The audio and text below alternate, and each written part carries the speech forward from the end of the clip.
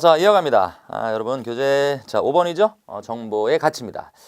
자, 우선 정보 가치에 보시면 순서가 나오는데요. 거기 표에 보시면 농업사회에서 산업사회, 그 다음에 이제 정보사회다, 이렇게 가게 되네요. 자, 근데 뭐 특별히 어려운 거는 없는데, 1번에 보시면 이 이제 중요도의 어떤 그 부등호가 생겼죠. 농업사회에서는 물질이 가장 크죠. 그렇죠. 그 다음이 에너지고, 그 다음이 정보. 그런데 산업사회에서는 물질, 에너지, 정보가 같은 급이고, 정보사회로 감에 따라서 정보가 제일 중요하고, 그 다음이 에너지고, 그 다음이 물질이더라. 뭐 크게 어려운 거 없습니다. 그대로 한번 봐두시면 되고요. 그 다음 정보의 가치 분류예요. 자, 상업적 가치 했는데 말 그대로 상품성을 강조하는 것 이상 이하도 없습니다. 어려운 얘기 없죠? 그대로 넘어가시고요. 그다음에 개인적 가치 했네요. 자, 정보는 개인적 가치로서 자, 자산의 성격으로 특허나 저작권 같은 법적 보호 형식이다.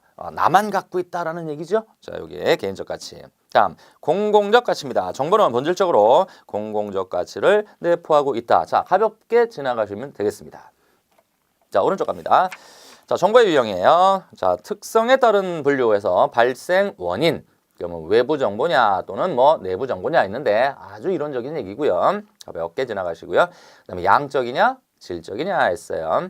정량 했어요. 이거는 이제 말 그대로 수량이죠. 수량이 중요한 거고 정성 정보 했어요. 이 정성이라고 할 때 이 성자가 그 질적이라는 걸 의미하는 겁니다. 질적인 수준, 질적으로 어느 정도 가치가 있느냐 이렇게 이해하시면 되고. 자, 시계열, 과거, 현재, 미래 큰 의미 없죠. 다음 발생 빈도, 뭐 항상 정보냐, 수시 정보냐 됐습니다. 뭐 특별히 강조드릴 건 없겠고요. 자, 이용 목적에 따라서 기호 정보라고 그랬어요. 실시간 정보. 목적이 달성되고 나면 가치가 없어지는 게 실시간이에요. 예를 들면 오늘의 날씨는 오늘만 가치가 있는 것이죠. 오늘 날씨를 가지고 내일에게 적용할 수 없죠. 그래서 여기 일기예보 이런 게 남아 있고요. 증거 정보.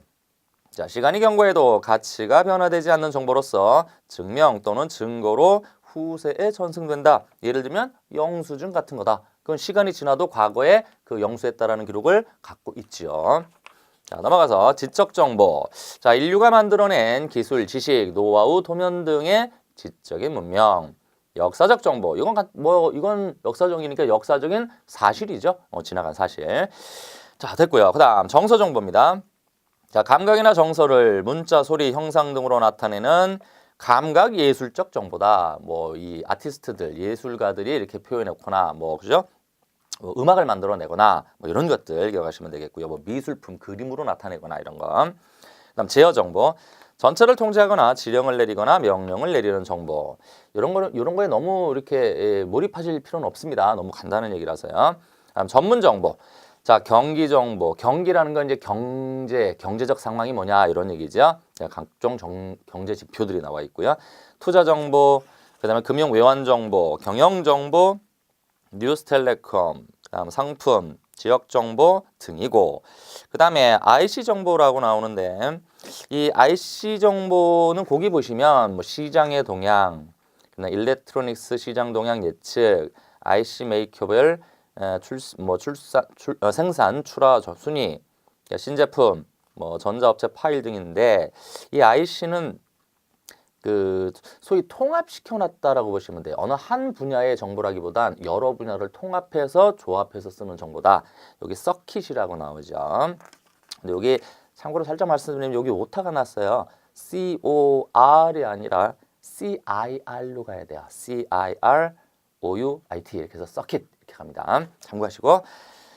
자, 그다음 앞에 서두는 뭐 큰 얘기는 없네요. 자, 이용 주체에 따른 거예요. 목적 기준에서 형식 정보 또는 의미 정보 했는데 이것도 여러분이 보시면 됩니다. 특별히 제가 시험상 정리해 드릴 거는 없어요.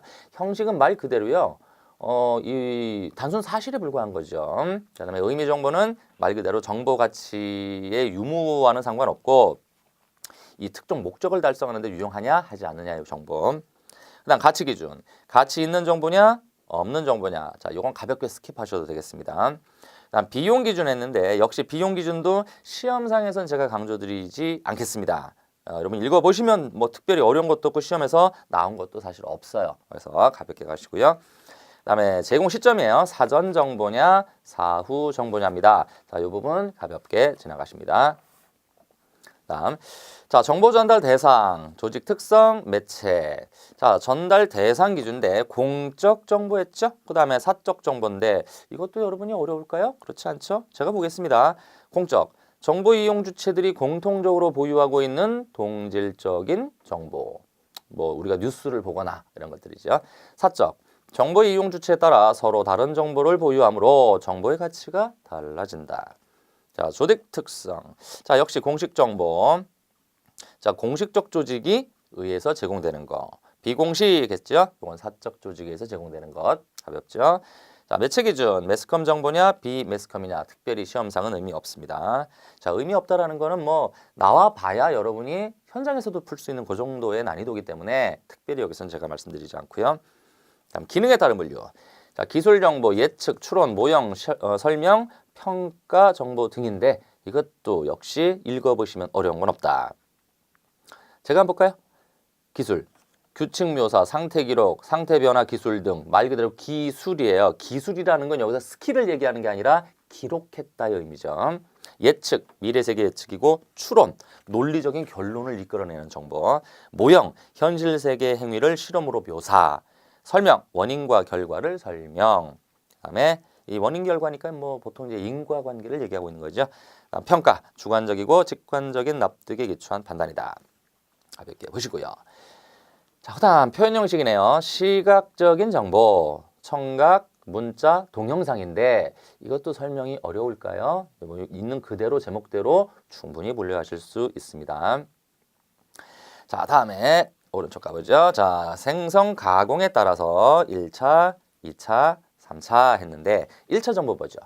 한 저자의 독창적 산물인 창작물이나 새로운 결과의 보고서 등 처음으로 창안된 정보나 기록.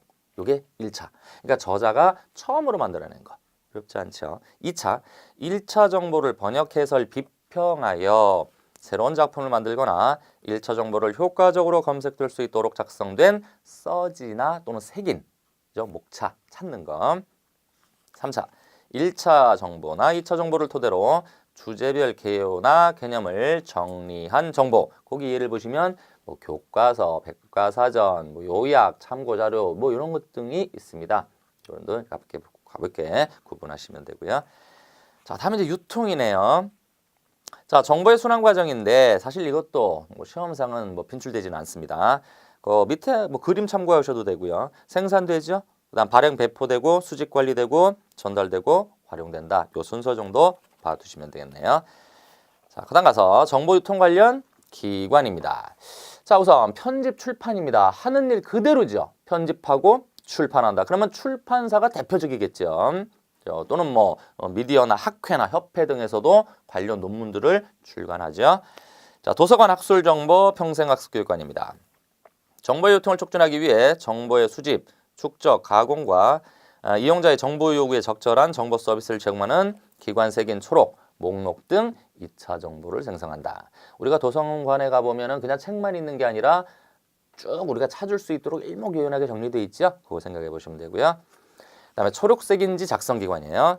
전문 분야의 자료를 수집, 서지, 색인, 초록 등 2차 자료를 정기적으로 간행하는 기관. 다음 클리어링 하우스. 자, 용어가 조금 생소하죠? 보겠습니다. 광범위한 정보원의 안내 서비스를 수행하는 기관이에요. 안내 서비스. 어디 가면 무슨 정보가 있습니다. 라는 걸 안내해 주는 걸 클리어링 하우스라고 한다. 아, 그렇구나 하고 보시면 되고. 다음 정보 에이전트 또는 브로커예요. 자, 다른 정보 서비스 기관의 서비스를 이용하여 특정 이용자에게 적합한 자료를 분석 평가하여 그 결과를 제공하는 조직이나 사람 그랬죠. 에이전트 또는 브로커 했잖아요. 그렇죠? 요걸 찾아서 제공해주는 기관이나 사람을 정보 에이전트 브로커라고 한다. 됐죠? 그대로 정리하시면 됩니다. 자, 이제 2장으로 가보죠. 자, 정보사회입니다. 자, 이 정보사회 파트에서는 이제 뒤에 나오겠습니다만 일본 학자가 좀 간간히 등장합니다. 근데 요때 이제 역할을 일본이 좀 한 게 있어요. 그래서 좀 앞으로 나올 것이다. 좀 예상을 해보시면 되겠고요. 서두에 제가 보겠습니다. 자, 개요가 나와 있는 거니까. 정보사회에 대한 최초의 개념화는 정보사회 1968년 도쿄에서 개최된 미국과 일본의 미래학자 심포지엄에서 일본 측 학자의 제안에 채택되어 세계적으로 통용되기 시작했다. 그러니까 벌써 이제 일본이 좀 등장을 하네요. 그렇구나 보시면 되죠. 자, 당시 정보사회가 아닌 정보화사회라는 개념을 채택했다. 이유는 시기적으로 일본 사회가 막 정보화가 시작되는 단계로 아직 본격적 정보화가 이루어지지 않은 상태였으므로 과도기적 특징을 강조하기 위한 것으로 보면 되겠습니다. 자, 반면에 영어권 문헌에서는 정보화 사회가 아닌 정보사회예요. 말 그대로 인포메이션 소사이어티입니다. 자, 공통적으로 사용. 자, 일반적으로 정보화 사회는 정보화가 진행 중인 사회겠지요? 분명히 정보화 했으니까. 그래서 동태적 측면이 있다. 뭔가 움직임이 아직은 있다. 됐고, 그다음, 자, 동태적 측면을 강조하는 개념에 사용되고, 정보사회는 정보화가 이루어진 사회라는 정태적 측면을 강조한다. 그런 얘기는 없습니다. 자, 됐고요. 그 다음 정보사회와 함께 탈산업사회, 후기 자본주의 사회, 탈근대사회, 지식사회라는 등의 개념이 제시되고 있고요. 사실 혼용해서 쓰고 있는 경우가 많습니다. 아직은 우리가 감을 잡지 못했기 때문에 이런 용어들이 정보사회라는 말과 같이 쓰기도 한다. 이렇게 보시면 되고, 또 밑에 보시면 그 뒤에 제3의 물결, 거시경향, 불연속성의 시대 등으로도 표현된다. 자, 누가 이런 얘기를 했는지에 대해서는 뒤에 가서 나와요. 학자 연결하셔야 돼요. 아까 제가 첫째 시간에 강조드리진 않았어요. 이 개요 설명 드릴 때, OT 할 때. 근데 되게 이게 하시면서 많이 혼란스러워 하시는 것이, 또 이렇게 힘들어 하시는 부분이 학자가 많아요.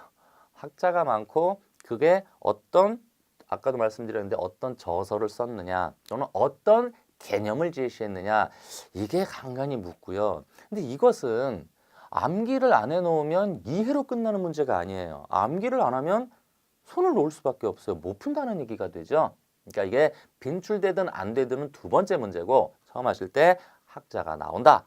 무조건 내가 얘는 어떤 책을 썼으며 어떤 개념을 제시했고 어떤 관점에 있는 학자다. 그거부터 정리하시는 것이 좀 깔끔하다. 먼저 말씀드리고요. 자, 내려가겠습니다. 정보사회의 정의예요. 우선 기술적 관점이 나오죠. 말 그대로 기술이에요, 기술. 자, 가겠습니다. 70년 후반부터 등장한 일련의 기술 혁신의 기초를 두고 정보 및 정보기술의 생산과 유통에 초점을 두고 있는 정의. 그냥 그 자체를 보시면 돼요. 기술의 발전과 맥이 닿아 있다. 이게 기술적 관점이다. 됐습니다. 자, 1번 내려갑니다. 풍부한 정보를 저장, 유통시킬 수 있으며 정보의 분배와 변형이 신속하고 효율적이고 사회 모든 구성원이 값싸게 정보에 접근할 수 있는 사회라고 정의를 했다. 다음, 같은 얘기입니다. 정보기술이 급속히 진보함으로써 다방면에 커다란 영향을 미치고 정보가 대량으로 생산, 유통된다. 자, 이거 그 이하는 같은 얘기로 보시면 되겠고요. 자, 하나 넘어가 보도록 하죠. 자, 그러니까 4번 위에 있죠. 역시 이것도 학자의 분류니까 특별히 신경 쓰지 않으셔도 되고요. 다만 그런데 6번으로 가겠습니다. 위에 동그라미 6번 있죠? 영국의 한 학파에서 주요 기술 혁신은 창조적 파괴를 초래한다는 슌페터의 주장과 경제 발전에 대한 콘트라티에프의 장기 파동이 이론을 결합, 정보통신기술이 새로운 시대의 도래를 나타낸다는 변동에 대한 네오 슌페터적 접근을 제시했다 그랬습니다. 자, 그러면 네오 슌페터, 지금 생소한 얘기들이 많이 나오죠? 창조적 파괴, 콘트라티에프의 장기 파동 등등 얘기가 나오는데, 일단 제가 말씀드렸다시피, 자, 거기 이걸 결론, 다시 말하면 창조적 파괴하고 콘트라티에프의 장기 파동을 결합해서 무슨 접근을 했다고요? 뒤에 네오 슌페터적 접근을 했다고 그랬죠. 슌페터라는 학자가 뉴가 붙은 것이잖아요. 자, 시험상 팩트는 뭐다? 네오 슌페터가 뭐다라는 건 두 번째고, 네오 슌페터적 접근이라는 건 기술적 관점이다라는 겁니다. 앞서 돌아가셔서 제목을 보시면 기술적 관점에 입각하고 있다라는 것이죠. 자, 여기서 조금 부언해서 설명을 좀 드리죠. 여기 보면 컨트라 TF 파동이라고 나와요. 컨트라 TF. 이 장기 파동이라고 나오는 건데 경기가 호황을 누리고 또 불황이 되고 이게 이제 이렇게 돌겠죠. 이렇게 이 사이클을 이렇게 그리게 되겠죠. 이 컨트라 TF가 제시한 장기 파동은 50에서 60년 주기로 호황과 불황을 반복한다는 얘기예요.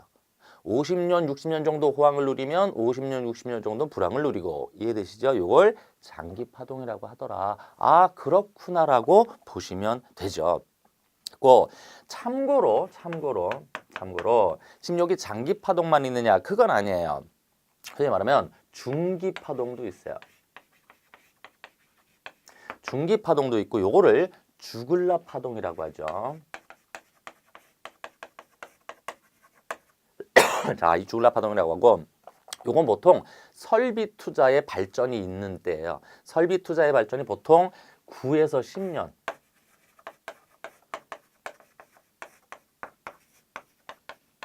자, 10년 주기로 중기 파동으로 가더라. 요걸 주글라 파동이라고 하더라. 그리고 단기 파동도 있죠. 단기 파동은 키친 파동이라고 합니다. 자, 키친 파동이라고 하고 요건 통화나 금리가 높고 낮아지고 요게 반복된다라는 거예요. 그죠? 통화나 금리. 그래서 요거는 주기가 보통의 단기니까 40개월이에요. 40개월. 이렇게 해서 요런 거 장기, 중기, 단기의 파동이 있더라. 자, 이렇게 참고하시고요. 자, 밑에 보시면 박스에 네오슌페터 해가지고 나와 있어요. 이게 뭐지? 자, 이제 보면 되죠? 차차차차 천천히 가죠. 자, 네오슌페터 접근은 기술 변화를 사회 전체 변화 설명의 가장 기본적인 동력으로 본다.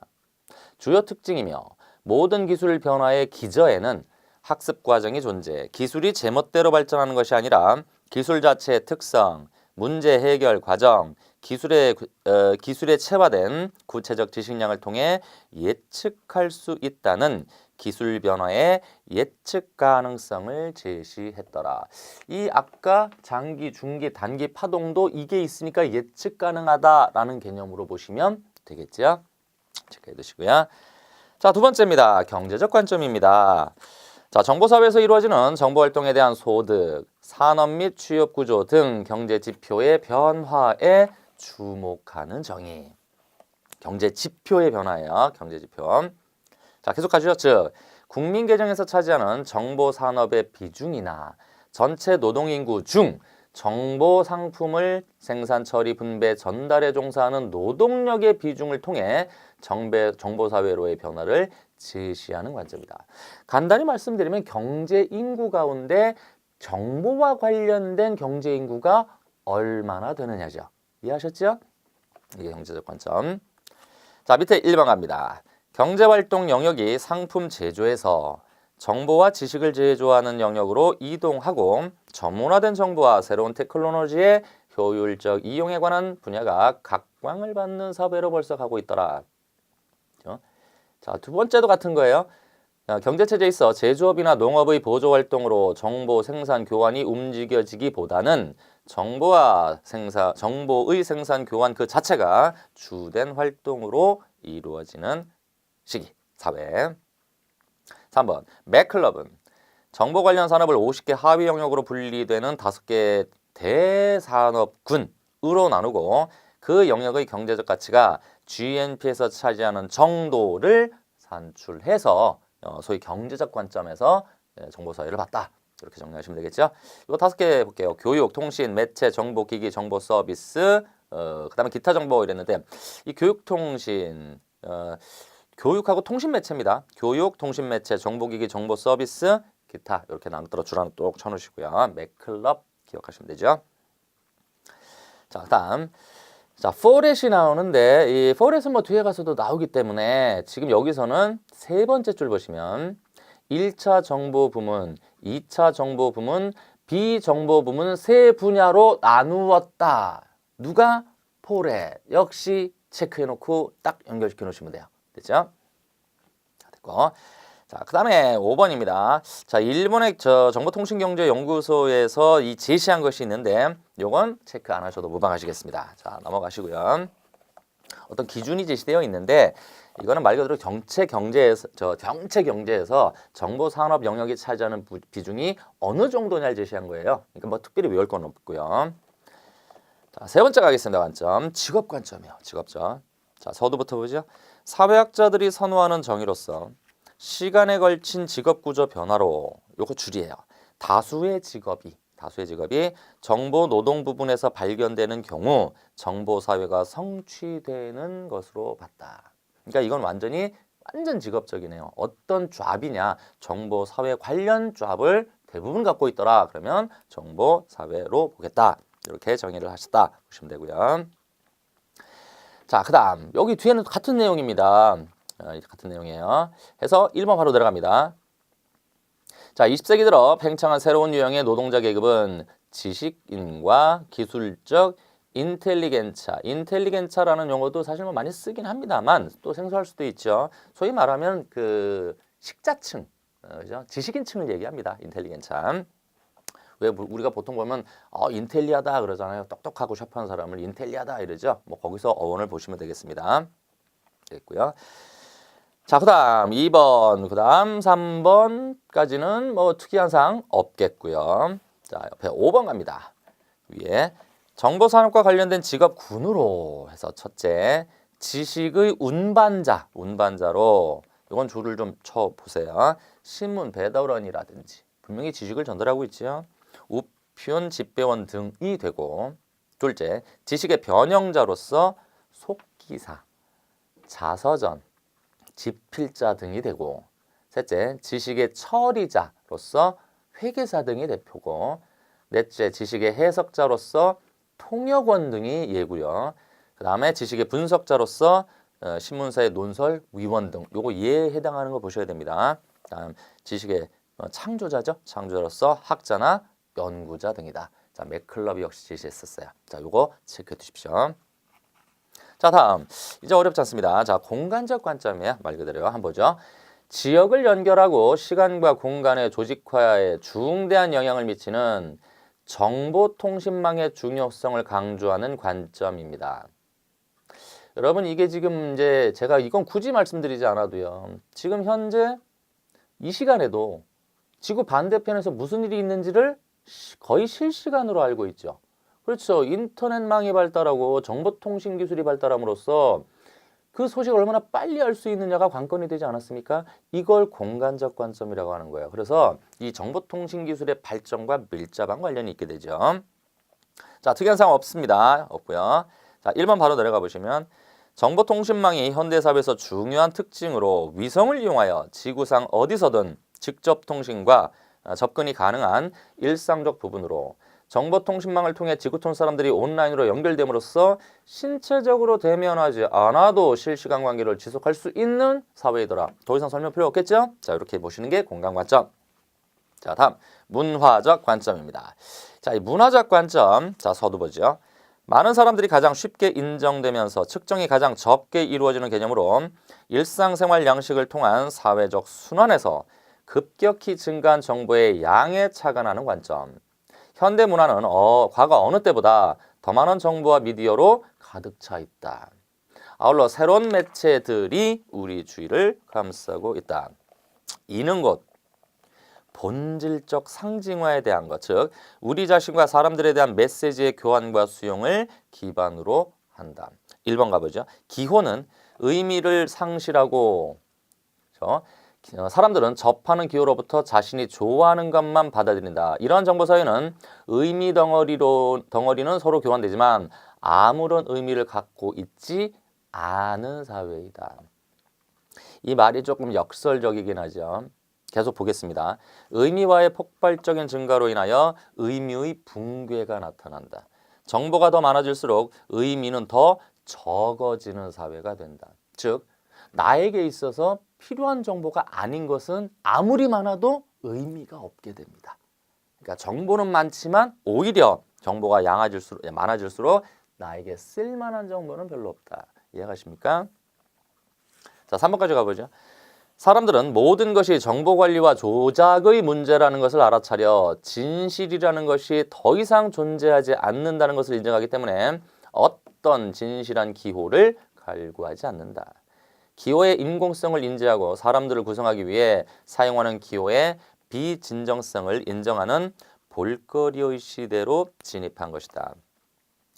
자, 요것은요, 이 의미로적 관점, 다시 말해서 이제 문화적 관점이라고 지금 배경에 있긴 합니다만, 지금 보들리아르 같은 경우인데, 요건 뒤에 가서요, 한 번 더 나와요. 조금 심도 있게 조금 나오는 파트예요. 그래서 요건 그냥, 요런 관점, 개념 정도가 있구나 정도만 하시면 되고요. 뒤에 가서 조금 더 생각을 해보도록 하겠습니다. 자, 2번 갑니다. 정보사회 특징입니다. 자, 우선 사회 운영 원리의 특징인데요. 제목 갑니다. 제목, 질적인 사회. 다음, 거리가 소멸되죠. 그렇죠. 그다음, 경계도 모호해지고. 그다음, 소프트화되어 간다 그랬어요. 소프트화되어 간다. 즉, 고정된 것이 아니라 변화무쌍하다라는 거예요. 지금도 정보는 끊임없이 생산되고 소멸되고 고정돼 있지 않잖아요. 그다음, 네트워크화되어 있다. 연결망하에 있다. 자, 그다음 오른쪽 가서 자동화되고 있다. 제목 정도 보시면 되고요. 자, 다음에 구조적 특징 나옵니다. 우선 아까도 말씀드렸는데요. 1번에 엘빈 토플러의 제3의 물결이라고 하죠. 요거 반드시 암기해 두셔야 됩니다. 사회학을 공부하시거나 전공하신 분들이라면 귀에 못이 박히도록 아마 들었던 학자가 토플러일 거예요. 엘빈 토플러의 제3의 물결. 굉장히 유명한 책이고요. 우리가 이 책을 다 읽어보고 시험 공부할 필요는 없죠. 그러니까 제3의 물결 그러면 엘빈 토플러 이렇게 기억을 해주시면 됩니다. 자, 요건요 밑에 보시면 기역, 니은, 디귿, 리을이 있습니다. 비표준화 또는 뭐 탈대중화, 분산, 분권, 소규모화입니다. 요거 그대로 4개 체크. 그래서 엘빈 토플러의 얘기는 이렇게 되는구나. 요거 특징으로 대변할 수 있구나 체크해 주시고, 그 다음에 자, 시험상으로 다 봤을 때 우리 기출이라든지 시험으로 봤을 때 지금 2번에 다니엘 벨이라고 나옵니다. 여러분이 이거 공부 끝날 때까지 계속 보시고 신경 쓰셔야 할 학자 중에 한 명입니다. 다니엘 벨.